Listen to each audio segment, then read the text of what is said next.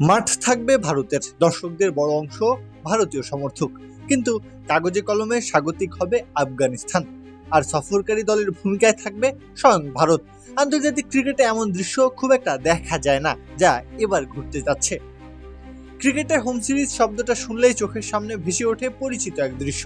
নিজের দেশের মাঠ, নিজের দর্শক, পরিচিত কন্ডিশন আর প্রতিপক্ষকে স্বাগত জানানোর প্রস্তুতি। কিন্তু যদি এমন হয় স্বাগতিক দলকে নিজের হোম সিরিজ খেলতে যেতে হয় প্রতিপক্ষের ঘরের মাঠে, শুনতে অদ্ভুত লাগলেও আফগানিস্তানের ক্রিকেট দলের বাস্তবতা ঠিক এমনই।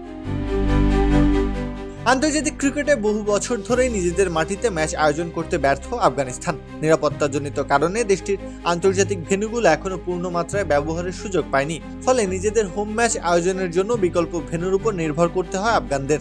আর সেই তালিকায় সবচেয়ে পরিচিত দুটি নাম ভারত ও সংযুক্ত আরব আমিরাত। সেই ধারাবাহিকতাতেই এবার আরও এক ব্যতিক্রমী সিরিজের দেখা মিলতে যাচ্ছে।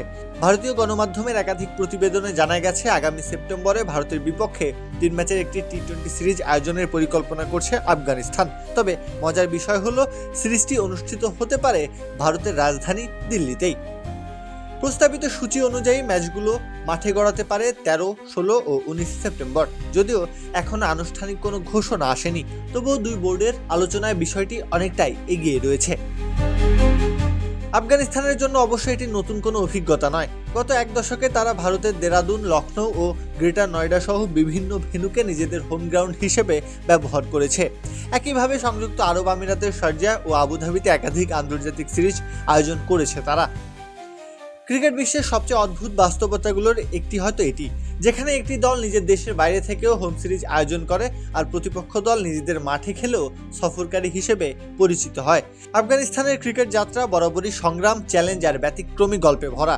ভারতের বিপক্ষে আসন্ন এই সিরিজও সেই গল্পের নতুন এক অধ্যায় হয়ে উঠতে পারে। প্রত্যহ কাব্য, খেলা ৭১।